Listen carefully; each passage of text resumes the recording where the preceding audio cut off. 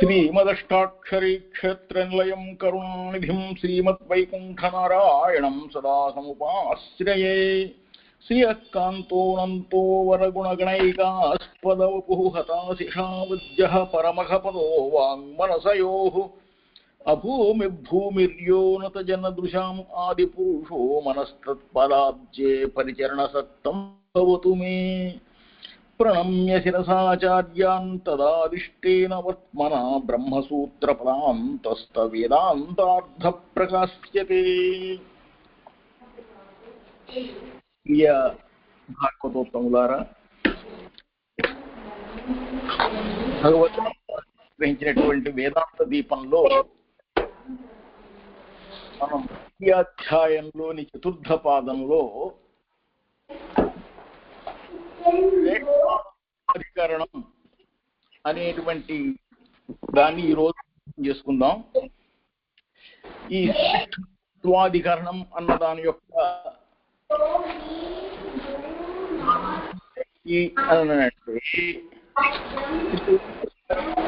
ప్రాణం ఒక్కటే,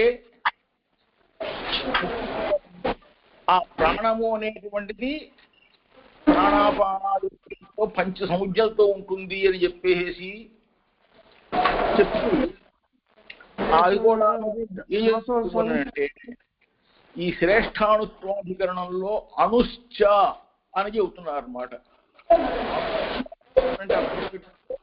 అనుహు చ అంటే ముఖ్యమైనటువంటి ప్రాణము అణుపరిమాణము కలిగినటువంటిది, అంటే ముఖ్య ప్రాణము సహితము కూడాను ఇతర ప్రాణాల వలనే అణుపరిమాణం కలిగినటువంటిది అని చెప్తున్నారు. అనుష్ఠ అని చెప్పన్నారు.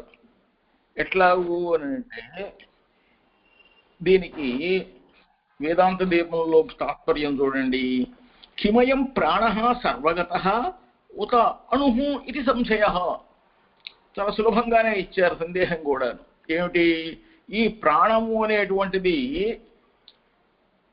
సర్వగతమా అంటే అంతటా వ్యాపించి ఉంటుందా, లేకపోతే అణురూపంలో ఉంటుందా అని సంశయము అని అంటే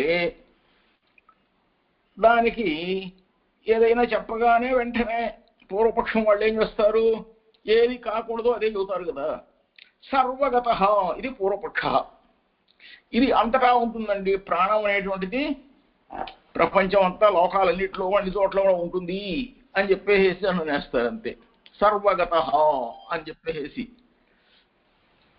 ఎట్లా చెబుతావయ్యా సర్వగత అని చెప్పనంటే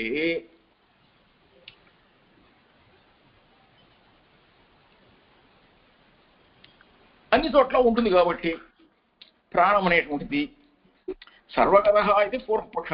సమేభిః లోకైః సమః ఇత్యాదిన ప్రాణస్య ఆనంత్య వ్యపదేశాత్ అని అంటున్నారు.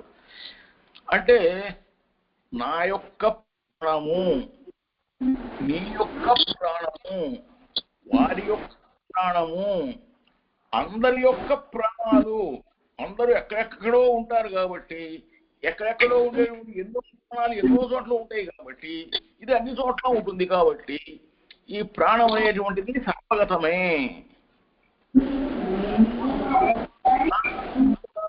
ఆనంత్యం అనేటువంటిది నిర్దేశిస్తున్నారు. అట్లా ఉంటుంది అని చెప్పేసి పూర్వపక్ష చేశారు.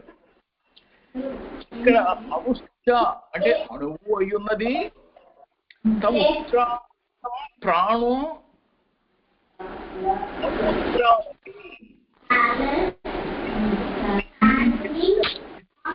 ఈ ప్రాణం అనేది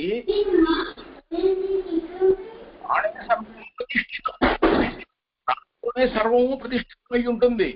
సర్వం ఇదం ప్రాణేన ఆవృతం, సమస్త జగత్తు కూడా ప్రాణం చేతే ఆవరింపబడి ఉన్నది అని స్థితిపత్యాలు చేస్తున్నాయి.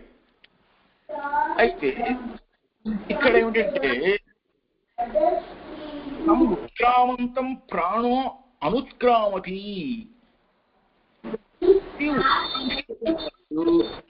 ఇంద్రియ ప్రాణ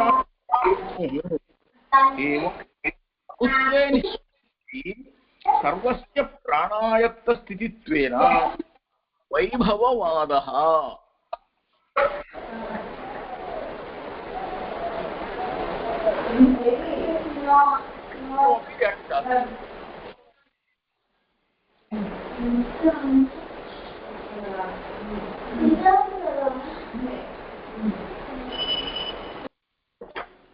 డిస్టర్బెన్స్ వస్తుంది ఒక చోట.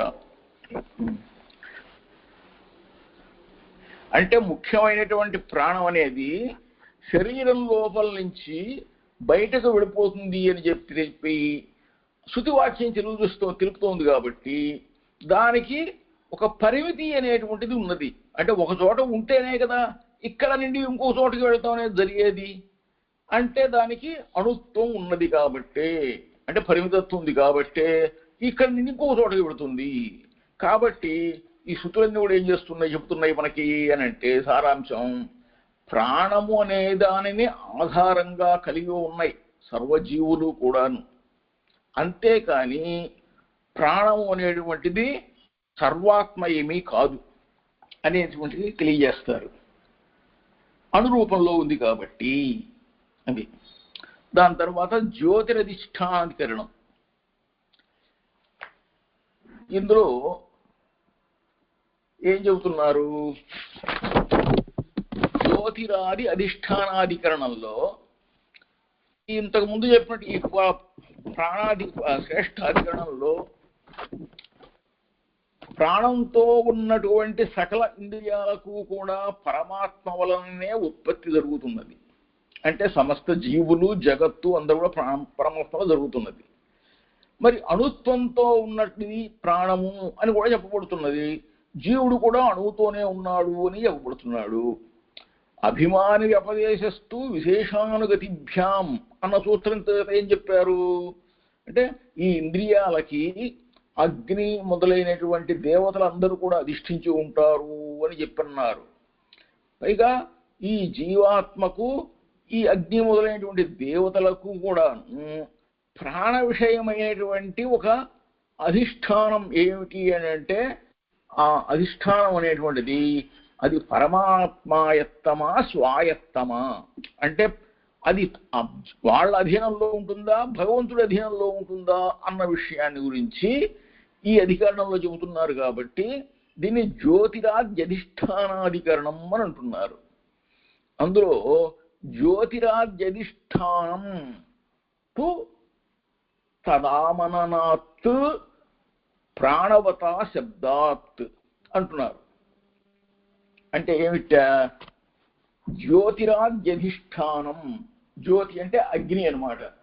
అగ్ని మొదలైనటువంటివి ఏవైతే ఉన్నాయో ఆ జ్యోతిరాద్యధిష్టానం అగ్నిదేవతల యొక్క ప్రాణ విషయమైనటువంటి అధిష్టానం ఉందో, అగ్నిదేవత కూడా మరి వాడు కూడా ప్రాణం ఉన్నదో.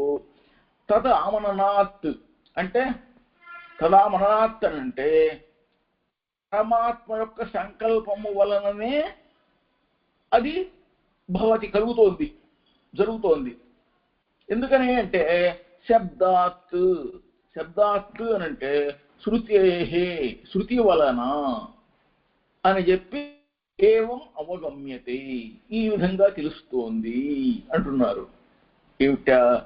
ఈ సమస్త జీవులు దేవతలు ఇంద్రియాలకు అధిష్టానంగా ఉండేటువంటి పరమాత్మ పురుషుని యొక్క పరమపురుషుని యొక్క అతని సంకల్పానుసారము పరమాత్మ సంకల్పంలో అధీనమై ఉంటుంది కాబట్టి అలా అని చెప్పి శృతి కూడా తెలియజేస్తున్నది అని చెప్పి ఈ సూత్రానికి అర్థం.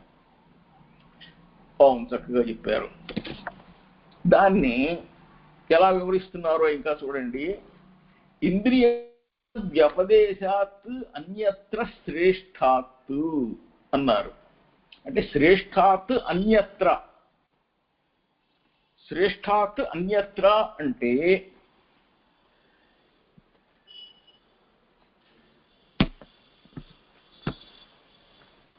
ఈ జ్యోతిష్టానము అనేటువంటిది ఇంద్రియాధిష్టానం అయి ఉన్నది.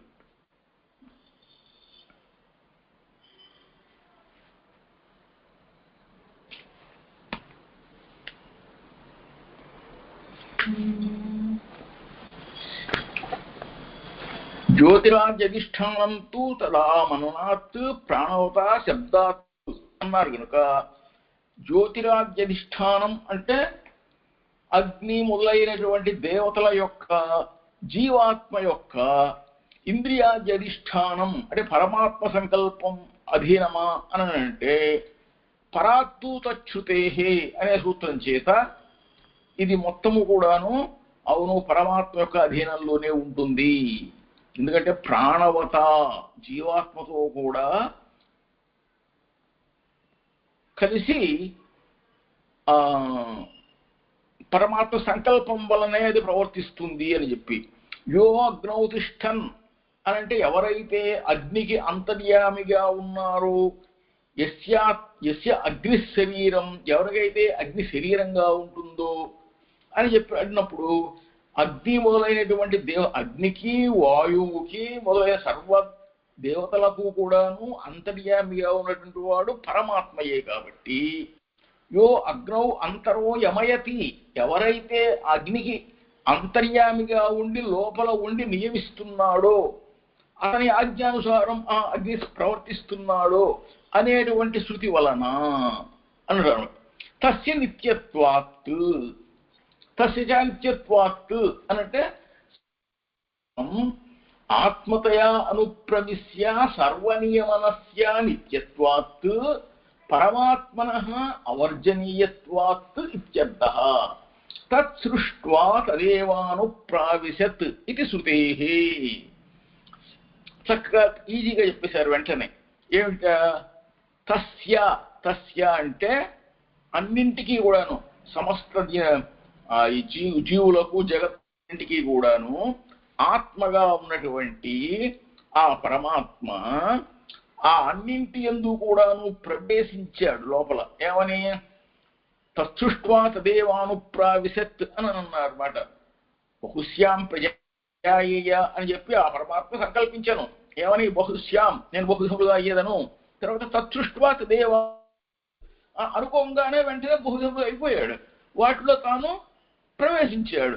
ఆయన ప్రవేశించి వాటిని నియమించాడు. కాబట్టి నిత్యత్వాత్ కాబట్టి ఎప్పుడూ కూడాను పరమాత్మను విడిచిపెట్టకుండా పరమాత్మతోనే కలిసి ఉంటారు అన్నమాట ఎవరు ఈ జీవులు జగత్తు అంతా కూడాను. కాబట్టి పరమాత్మను వదలకుండా ఎప్పుడూ కలిసి ఉంటుంది. కాబట్టి అది నిత్యత్వాత్ నిత్యము అని చెప్పి చెబుతున్నారు. తత్సృష్ట్వాత్ దేవానుప్రావిశత్ అంటే తత్ ఆ జగత్తును సృష్టించి సృష్టించి తదేవ అంటే ఆ జగత్తునందే అనుప్రావిశత్ మరలా తాను అందులో నేను ప్రవేశిస్తాను అని చెప్పి శృతి ఉంది. ఏమన్నారు ప్రవిశ్య నామరూపే వ్యాకరవాణి అని కూడా చెప్పారు కదా. పేరుతో రూపాలతో నిర్వహిస్తాను అని చెప్పేసి కనుక అది నిత్యము. మరి జగత్తు అనేటువంటిది పరమాత్మ యొక్క సత్య సంకల్పం వలన ఉద్భవించి అందులో నిత్యుడైనటువంటి సత్యమైనటువంటి పరమాత్మ అంతర్యామిగా ప్రవేశిస్తే జగత్తు సత్యమవుతుందా కాదా అండి? సత్యమవుతుంది. సత్య సంకల్పుడి యొక్క సత్య సంకల్పం వలన ఉద్భవించినటువంటి ఆ సత్యవంతుడైన పరమాత్మ ప్రవేశించినటువంటి ఆ జగత్తు సత్యమే సత్యమే అన్నది నిత్యత్వాత్తు. నిత్యం ఎట్ట అవుతుంది జగత్తు అని అంటే ఒకసారి సూక్ష్మ రూపం పొందుతుంది, మళ్ళీ స్థూల రూపం పొందుతూ ఉంటుంది. అంతేగాని అది ఎప్పుడు కూడా నిత్యమే. ఎందుకంటే పరమాత్మాయత్వం అది పరమాత్మ అధీనంలో ఉంది కాబట్టి అని అంటారు. దాని తర్వాత ఇంద్రియాధికరణం అని అన్నారు అన్నమాట. అంటే ఈ అగ్ని మొదలైన దేవతలందరికీ కూడా ఇంద్రియాలకి అన్నిటికీ కూడా అధిష్టానమైనటువంటి వాడు పరమాత్మయే అని సర్వము కూడాను పరమాత్మ యొక్క సంకల్పాధీనమయ్యే ఉంటాయి అని చెప్పబడింది. కాబట్టి ఇంద్రియాలు అనేటువంటివన్నీ కూడాను ప్రాణశబ్దం చేతనే చెప్పబడ్డాయి. కాబట్టి ఈ ఇంద్రియ అనేటువంటి పేరు ఏదైతే ఉందో ఇది ప్రాణం కంటే ఇతరమైనటువంటిదిగా ఉన్నదా అంటే ముఖ్యమైన ప్రాణాన్ని కలిగి ఉన్నదా అని లేకపోతే ఇంద్రియాలతో కలిసి ఉందా అని చెప్పేసి విషయం తెలియజేయబడుతుంది అన్నమాట. విచారించడాన్ని ఏమంటున్నారు అంటే ఇక్కడ ఇంద్రియాణి తద్వ్యపదేశాలు అన్యత్ర శ్రేష్టాత్ అని అన్నారు. అంటే ఏమిటా?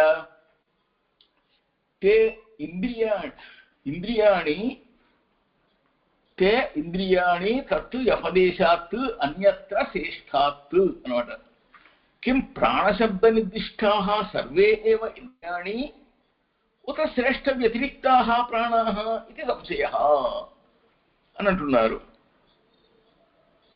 అంటే ముఖ్య ప్రాణమే కాకుండా ఆ ప్రాణశబ్దవాచ్యమైనటువంటివి ఏవైతే ఉన్నాయో ఇంద్రియములు మొదలైనటువంటివి తద్వ్యపదేశాత్ అంటే వాటి యందే అంటే ఇంద్రియములతోనే నిర్దేశింపబడినవి ఉన్నాయి అని చెప్పి సూత్రార్థం అన్నమాట.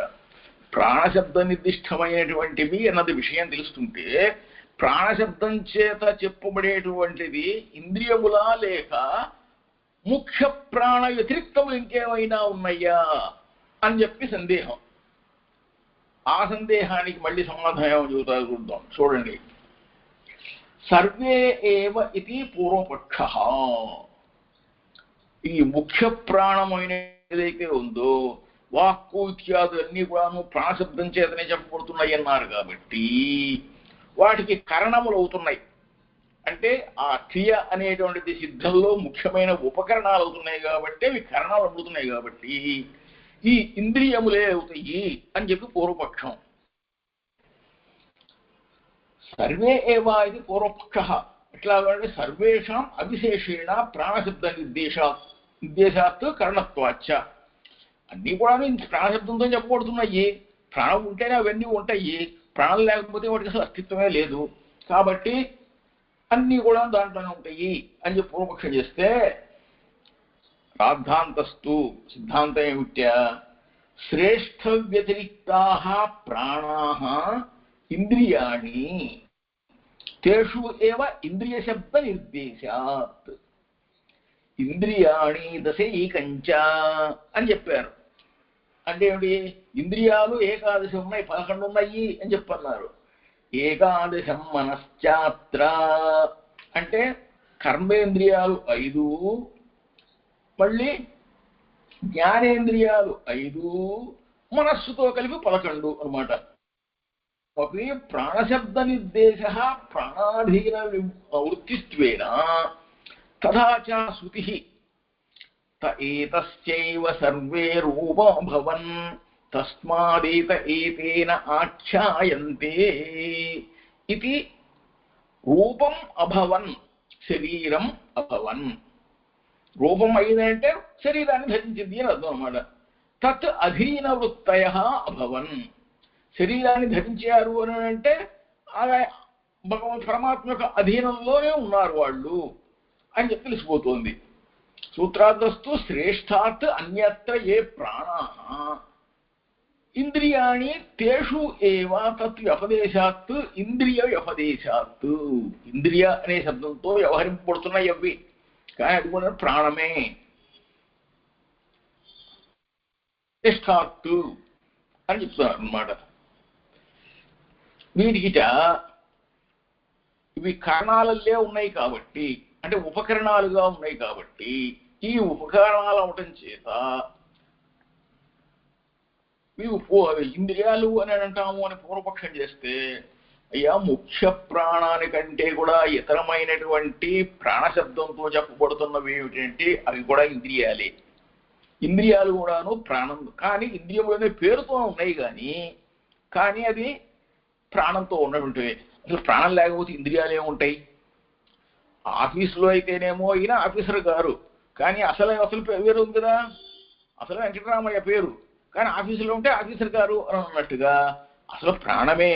కానీ ఇక్కడ ఈ రూపంలో ఉంటే ఏ రూపంలో అని అంటే ఒక ఆయన క్లర్క్గా ఉన్నాడు, ఒక ఆయన ఆఫీసర్గా ఉన్నాడు అన్నట్టుగా నేత్రేంద్రియంలో నేత్రలో ఉన్న ప్రాణం అయితే నేత్రేంద్రియం, అలాగే కర్మేంద్రియం ఉంటే కర్మేంద్రియం, జ్ఞానంలో ఉంటే జ్ఞానేంద్రియం, అట్లా స్థానాలు బట్టి వస్తే మారుతుందన్నమాట. కాబట్టి ఇంద్రియం అనేది వాటిలో ఇంద్రియ శబ్దం చేత నిర్దేశం పడుతుందన్నమాట. ఇంద్రియాన్ని దశీకంచ అని చెప్పేమన్నారు, పడుతున్నారు. అంటే వాక్కు కర్మేంద్రియ పంచకం, జ్ఞానేంద్రియ పంచకం, మనస్సు కలిపి. ఈ ఇంద్రియాల్లో మనస్సు అనేటువంటిది 11 ఉంటుంది కదా. ఆత్మ మనసా సంయుజ్యతే, మనహ ఇంద్రియేణ సంయుజ్యతే అని కూడా కలుస్తుంటుంది కాబట్టి వీటన్నిటికీ ప్రాణము అనేటువంటిది నిర్దేశించడం అనేటువంటిది ప్రాణాధీనమై ఉన్నటువంటివి ఇంద్రియాలు అని చెప్పి స్థితిలో ఉంటుంది అనమాట. ఏతశ్చైవ సర్వే రూపమభవన్ తస్మాదేతేనాఖ్యాయంతే అని.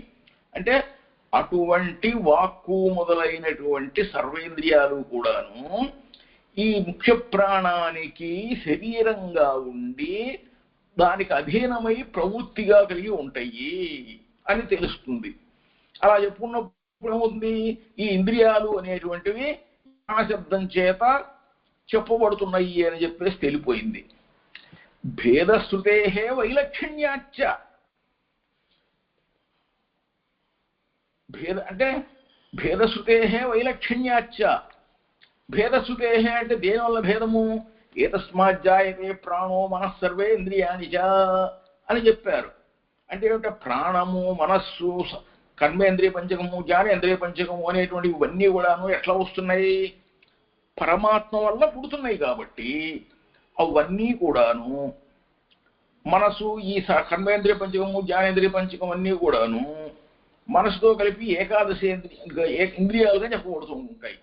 అయితే మళ్ళీ ప్రాణోత్పత్తి స్థృతి వలన కలుగుతున్నాయి ఇవి. ప్రాణం అనేది ఉంటేనే ఈ ఇంద్రియాలన్నిటికీ కూడాను స్థితి ఉన్నది.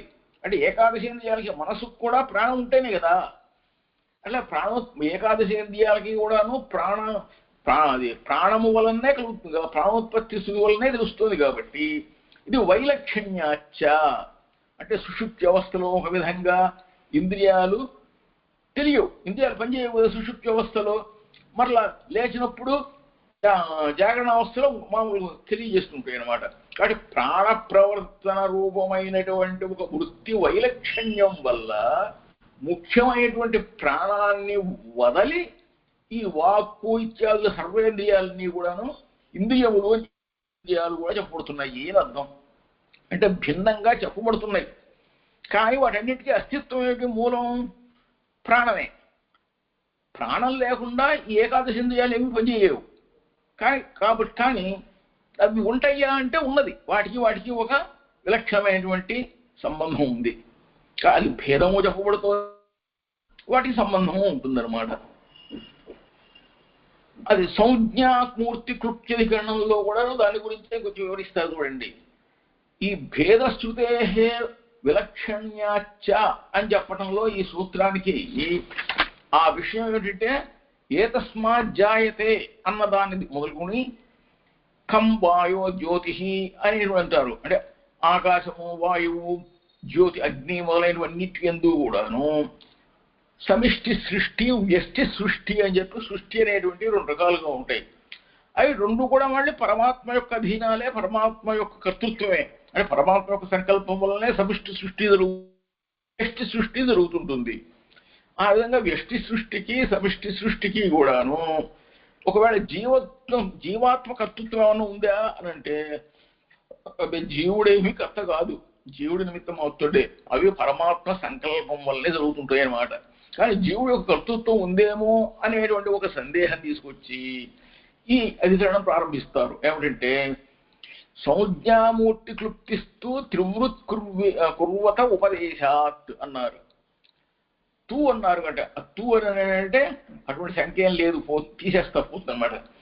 ఇక్కడ నామరూపే వ్యాకరవాణి అన్నాడు కదా, అంతఃప్రవిశ్య నామరూపే వ్యాకరవాణి అని చెప్పబడినట్టుగా పరమాత్మ నా పేర్లతో ఇస్తాను అన్నాడు కనుక అందుకోసం అందులో వాటికి ప్రవేశించాడు. కాబట్టి ఎందుకంటే త్రివృత్ కుర్వత, త్రివృత్కరణము అని చెప్పన్నారు కదా, 3 విధాలుగా అవుతుందని చెప్పి అలా చెప్పినట్టుగా ఉపదేశాత్తు అంటే నామరూపాలను కలిగిస్తాను నేను అని చెప్పి ఉపనిషత్తుల్లో శృతిలో మనకి చెప్పడం. ఈ త్రివృత్కరణం అనేటువంటిది ఏమిటంటే అది కూడాను పరమాత్మ యొక్క కర్మయే అని సూత్రార్థం అన్నమాట. అంటే పరమాత్మ సంకల్పంలే వయసు జరుగుతున్నాయి. ఈ ప్రపంచం యొక్క సమస్తైన వ్యష్టి సృష్టి, సమిష్టి సృష్టి ఇవన్నీ కూడాను పరమాత్మ సంకల్పం వల్ల జరుగుతాయి. కానీ జీవుడు వల్ల కానీ చతుర్ముఖుడి వల్ల చతుర్ముఖ బ్రహ్మ వల్ల కానీ ఇవేమి జరిగేది కాదు. కానీ చతుర్ముఖ శరీరకుడైనటువంటి పరమాత్మ వల్ల వస్తుందా అని చెప్పాడు ఒక సందేహం. ఆ సందేహం తీసుకొస్తే అట్లా అక్కర్లేదయ్యా, అనేన జీవేన ఆత్మనాను ప్రవిశ్య నామరూపే వ్యాకరవాణి అని చెప్పి చెబుతున్న శృతి. అంటే ఈ జీవాత్మతో కూడా జీవాత్మలో నేను అంతర్యామిగా ప్రవేశించి వివిధ రూపాలుగా ఉన్నాను కాబట్టి వివిధ పేర్లను, వివిధ రూపాలను, వివిధ నామాలను కలిగిస్తాను నేను అని చెప్పి శృతి కనిపిస్తోంది. కాబట్టి జీవాత్మ పరమాత్మ యొక్క అంశలాగా ఉంటాడు అనే పేరుతో జీవాత్మ ఏదో కర్తృత్వం ఉందా అంటే జీవాత్మ ఏమాత్రం కర్త కాదు అని వ్యాకరవాణి అని చెప్పింది ఎవరక్కడ? సంకల్పించింది ఎవరు? వ్యాకరవాణి అని చెప్పి పరమాత్మ చెప్పాడు, నేను చేస్తాను అని. ఆ విధంగా అయ్యేటట్టుగా నేను చేస్తాను అని చెప్పానంటే చేస్తున్నాను అని. అది పరమాత్మను ఉద్దేశించి చెప్పింది కానీ ఒక జీవుని గురించి చెప్పింది కాదు. కానీ ఏదో ఒక వ్యక్తిని గురించి చెప్పినట్టుగా ఉందా ఇది అని పూర్వపక్షం చేస్తారు. అంటే దానికి మళ్ళీ సమాధానం చెబుతారు అన్నమాట. ఎలా చెబుతారో చూడండి. కేవలాత్ చతుర్ముఖాత్ ఇది పూర్వపక్ష. అనేన జీవేన ఆత్మనాను ప్రవిశ్య నామరూపే వ్యాకరవాణి ఇది వ్యతిరేకస్తుతే జీవస్య పరమాత్మ అంశత్వేన వ్యాకరవాణి ఇది ఉత్తమ పురుష నిర్దేశ. అంటే ఎవరో ఒక ఉత్తముడైన ఒక జీవుడు ఉన్నాడు, అతడు ఇందులో ప్రవేశించాడు అని చెప్పి చూస్తోంది అని చెప్పి పూర్వపక్షం చేస్తారు. అంటే అయ్యా లేనిదేవో కల్పించకండి అనవసరంగా, అట్లా ఏం కాదు అని చెప్పి నామరూపే వ్యాకరవాణి తాసాం త్రివృతం ఏకైకాం కరవాణి. మూడు భూతాలపై వాటి యొక్క వీటిని కలిపి ఒకటిగా చేస్తాను అని చెప్పి త్రివృత్కరణం కుర్వతః ఏవ నామరూప వ్యాకరవాణి ఇది ఉపదేశాత్. పరమాత్మనః ఏవ నామరూపం వ్యాకరణ రూపం వ్యష్టి సృష్టి. త్రివృత్కరణం తు న చతుర్ముఖేన కర్తుం శక్యం. త్రివృత్కరణం ఎవరి వల్ల? సంకల్ప మాత్రం చేత పరమాత్మ చేస్తున్నాడు కానీ చతుర్ముఖ బ్రహ్మేమి ఈ త్రివృత్కరణం చేయడం లేదు కదా. అంటే మూడు విధాలు కల్పించలేదు. అండ సృష్టి ఉత్తరకాల భావిత్వాత్తు చతుర్ముఖ ఉత్పత్తే త్రివృత్కృతై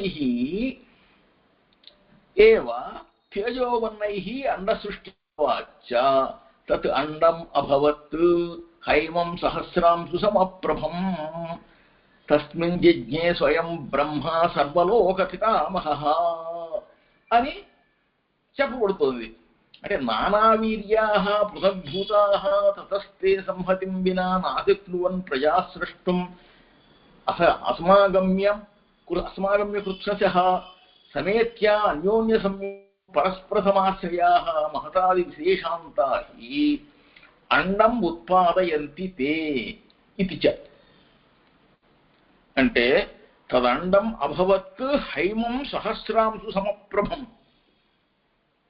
జలపృథువులు త్రివృత్కృతమైన తేజస్సు జలము పృథివీ మొదలైనటువంటి అండ సృష్టి ఒకటి సంభవించడం చేత తదండమభవత్ హైమం సహస్రాంశు సమప్రభం తస్మిన్ యజ్ఞే స్వయం బ్రహ్మ సర్వలోక పితామహః అని ఎప్పటి పురాణంలో చెప్పినట్టుగా త్రివృతమైనటువంటి అంటే మూడు విధాలైనటువంటి తేజస్సు యొక్క మూడింటి యొక్క సముదాయమే బ్రహ్మాండము అనే రూపంలో తయారైంది అని, అదే సువర్ణ వికారంలాగా తయారైపోయి సూర్యుడితో సమానంగా ఉన్నది అని, అందులోనే సకల లోకాలకి పితామహుడైనటువంటి చతుర్ముఖ బ్రహ్మ అందులోంచి పుట్టాడు అంటే మళ్ళీ చతుర్ముఖ బ్రహ్మ సృష్టి ఎట్ట అవుతుంది? అది కాదు కదా. ఇది స్మృతిలో చెప్పబడుతున్నది. అట్లాగే ఇంకేం చెబుతున్నారు? నానావీర్యాః పృథగ్భూతాస్తే సంహతిం వినా నాశక్నువన్ ప్రజాస్రష్టం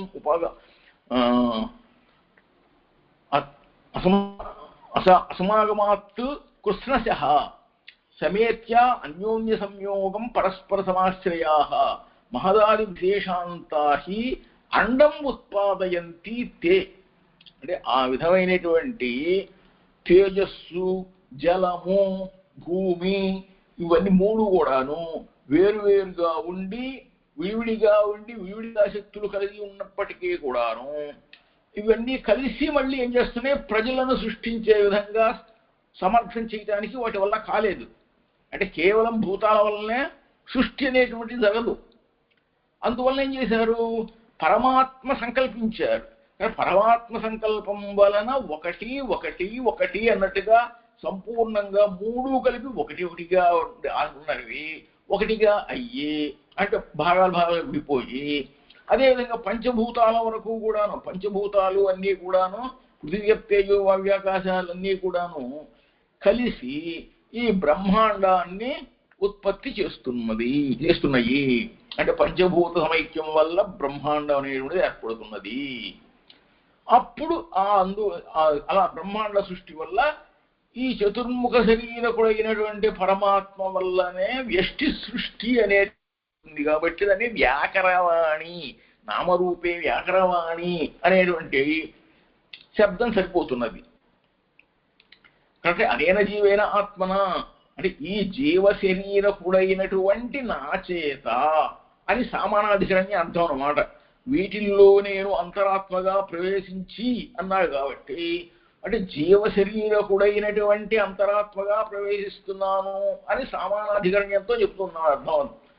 అనుప్రవిశ్య నామరూపే వ్యాకరవాణి అంటే వాళ్ళతో కూడా ప్రవేశించి వాళ్ళకి పేరు రూపము పొందేటట్లుగా చేస్తాను అని అక్కడ సమాన కర్తృకత్వం దీన్ని ఏం చేస్తున్నారంటే ఆయన సంకల్పం మాత్రం చేస్తా జరిగిపోతుంది, కానీ వీళ్ళేం చేయట్లేదు యువతల.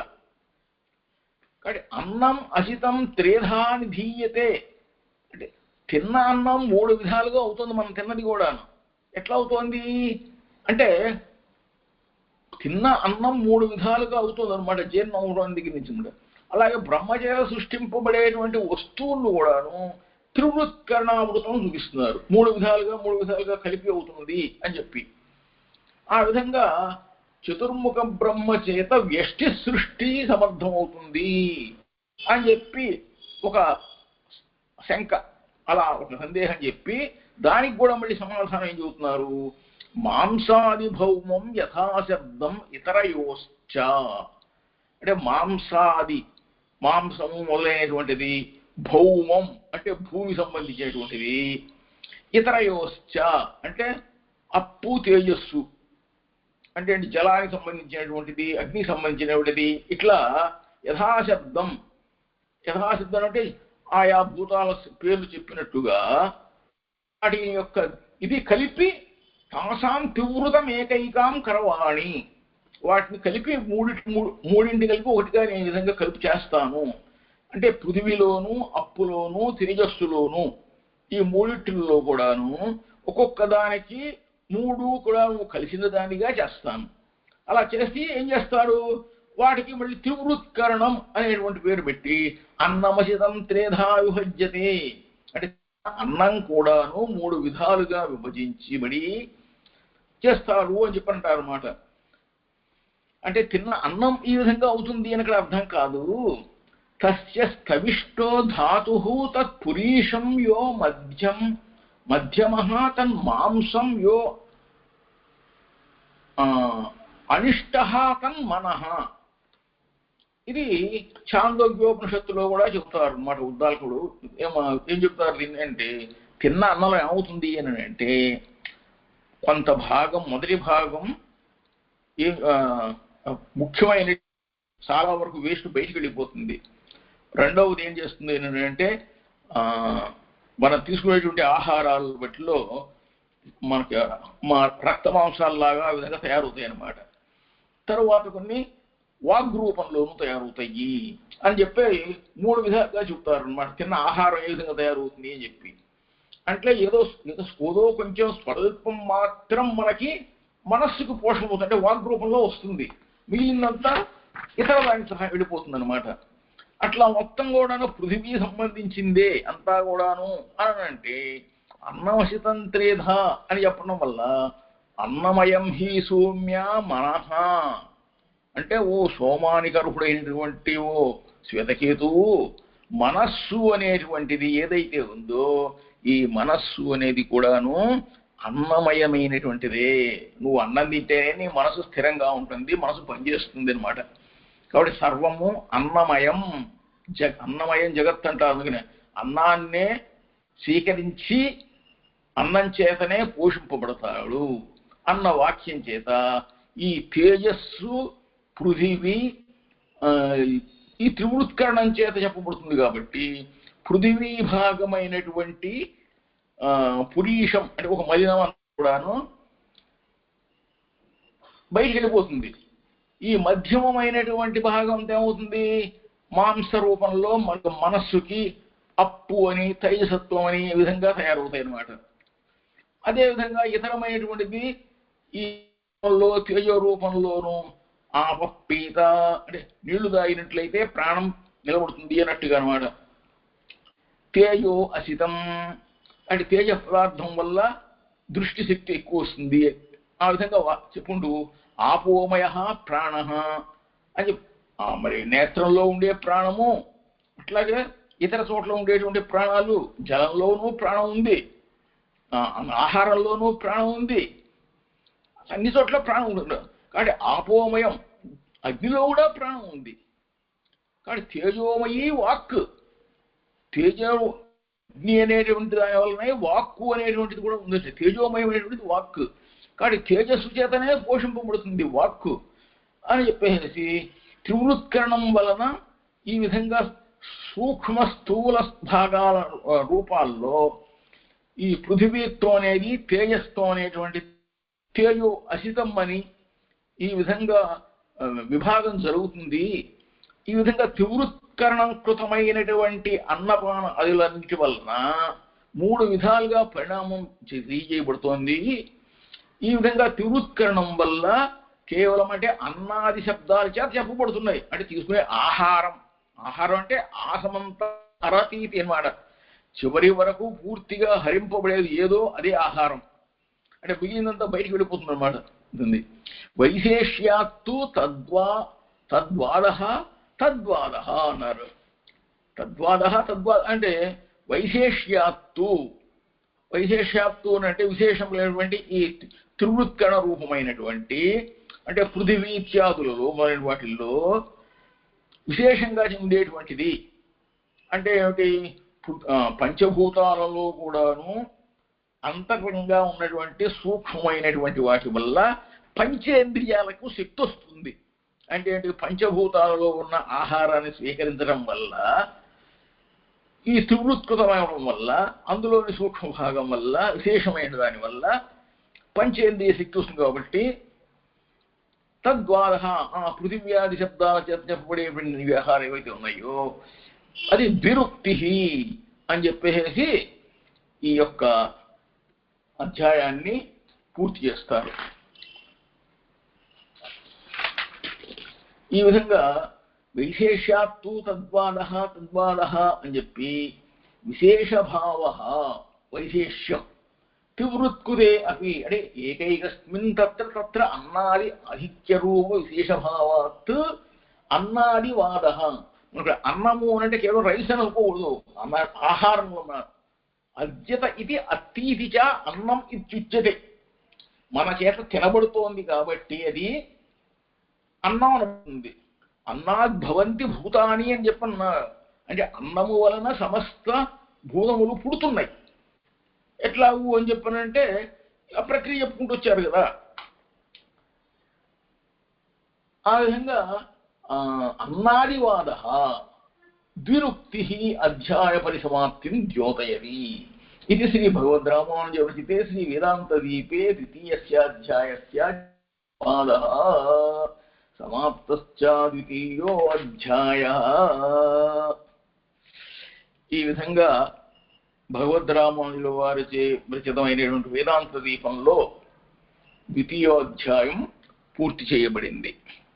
తరువాత తృతీయోధ్యాయంలో ప్రథమ పాదంలో ఏం చెబుతారు అని చూస్తే తృతీయాధ్యాయంలో ప్రథమ పాదంలో తలంతర ప్రతిపత్తోరంహతి సంపరిష్వక్త ప్రశ్న నిరూపణాభ్యాం అనేటువంటిది మొదలవుతుంది. ఈ యొక్క తృతీయాధ్యాయంలో ప్రథమ పాదాన్ని తరువాత మన గోష్ఠిలో పునఃప్రారంభం చేసుకుందాం. ఈ విధంగా మనకి ఇంతవరకు వేదాంత దీపంలో ద్వితీయాధ్యాయం పూర్తయింది అంటే అర్ధభాగం పూర్తయినట్లు లెక్క. ఇక మూడవ అధ్యాయము 4వ అధ్యాయం అనేటువంటిది ఇంకా మనకు మిగిలినాయి. అవి కూడా మనం కాలక్షేపం చేసుకుందాము. శ్రీమతే రామానుజాయ నమః. జై శ్రీమన్నారాయణ. జై శ్రీమన్నారాయణ. బాగుంది వివరణ, అద్భుతంగా ఉంది స్వామి. జై శ్రీమన్నారాయణ. అంటే దీంట్లో ఈ పదంలో సప్తగత్యాధికరణం ఒకటి, ప్రాణు అణుత్వాధికరణం ఒకటి, వాయుక్రియాధికరణం ఒకటి, మూడవది తర్వాత శ్రేష్టత్వానుధ్వాధికరణం ఒకటి, జ్యోతిరాధిష్టానాధికరణం ఒకటి, తర్వాత సంజ్ఞామూర్తికృత్యాధికరణం. దీన్ని సంక్షిప్తంగా ఒక శ్లోకం రాశారు ఇక్కడ. తృతీయాధ్యాయ 4వ పాదార్థ సంగ్రహ శ్లోకం అని. అక్షాణం జన్మ సంఖ్యా పరిమితయ ఇహ ప్రాణవాయో స్వరూపం తత్సౌక్ష్మ్యం దేవతాదే తదుభయ విషయాధిష్ఠితో పారతంత్ర్యం పరణస్య అనింద్రియత్వం బహువిధ చిద్ వ్యష్టి నామాది చాద్యా పంచీకర్తు స్వనాభిప్రభవ కవచితాదు ఊచరే ప్రాణపాదే. ఈ ప్రాణపాదం అంటే దీంట్లో ప్రాణోత్పత్తికరణం అంటే ఇంద్రియాలు కూడా అన్ని జనిస్తాయని. అక్కడ ఈ సప్తగత్యాధికరణేమో ఆ పంచేంద్రియాలు 2, ఆ మిగతా ఇంద్రియాలు కలిపి మొత్తం ఇవి 7. దాంట్లో